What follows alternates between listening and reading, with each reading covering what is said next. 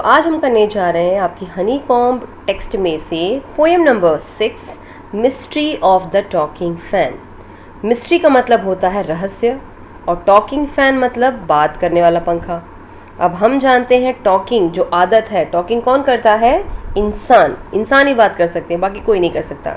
तो यहाँ पे एक फिगर्स ऑफ स्पीच का इस्तेमाल किया गया है क्योंकि एक फैन जो कि नॉन लिविंग थिंग है, जिसमें जान नहीं है, लेकिन उसको किसके साथ कंपेयर किया जा रहा है? इंसानों के साथ। किस क्वालिटी के साथ? टॉकिंग के साथ। तो ये तो हमने फिगर्स ऑफ स्पीच पढ़ा। अब हम पढ़ने जा रहे हैं कि ये पोएम किसके बारे में है। तो चलो शुरू करते हैं। Is there a ceiling fan in the room where you are sitting now? Is the fan quiet or noisy? If it is noisy, you may be sure it is a distant relative of the talking fan in the poem which you are going to read. क्या आपके घर की छत पर लगा हुआ जो पंखा है, जहाँ पर आप बैठे हैं वहाँ पर ऐसा कोई पंखा है? अगर है तो क्या वो शांत घूमता है या आवाज़ करता है? और अगर आवाज़ करता है तो पक्का वो रिलेटिव है किसका? एक बात करने वाले पंखे का। यहाँ हम जो हैं ऐसे ही एक पंखे के बारे में बात करने जा रहे हैं जिसको कैसा बताया गया है? टॉकिंग यानी बात करता हुआ पंखा बताया गया है।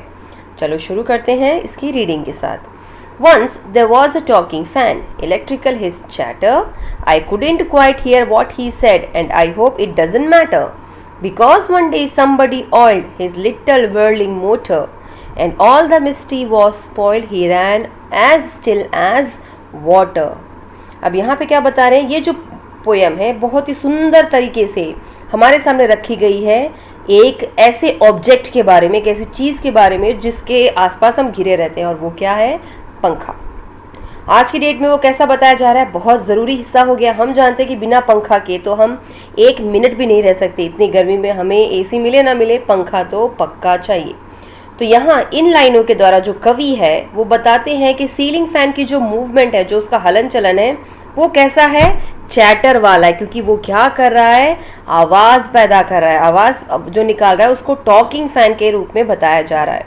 और उसकी चैटर बातचीत कैसी है? इलेक्ट्रिकल। वहाँ पे इंसान थोड़ी ना बोल रहे हो, उसके अंदर कुछ खामी होगी जिसकी वजह से ऐसे अजीब सी आवाज़ सुनाई दे रही है। पोएम जो है, इस पोएम में कवि ये कहना चाहते हैं कि इस जो पंखे की आवाज़ है वो इलेक्ट्रिकल चैटर जैसी है। पोएट जो है वो एक्चुअल में समझ नहीं पा रहे हैं कि ये क्या कह रहा है, पर मुझे उससे कोई खास फर्क पड़ता नहीं है, वो ये भी कहते हैं। बट एक दिन क्या हुआ, किसी ने आकर के इस पंखे में तेल डाल दिया, यानी जहाँ से आवाज़ आ रही थी वहाँ पे ऑयलिंग कर दी। धीरे धीरे इसके अंदर की जो लगी हुई मोटर थी वो एक मोशन में आ गई, मतलब आसानी से घूमना शुरू हो गई। और उस दिन के बाद से ये जो बात करने वाला पंखा था, उसके पीछे का जो रहस्य था वो तो मानो ख़त्म ही हो गया, बर्बाद हो गया। वो तो ऐसे चलने लगा जैसे पानी बहता है। जब पानी बहता है तो क्या वो आवाज़ करता है? नहीं, नॉइसलेस वाटर हमेशा बहता है। तो सेम तरीके से यहाँ पे पंखा कैसा हो गया है? As still as water.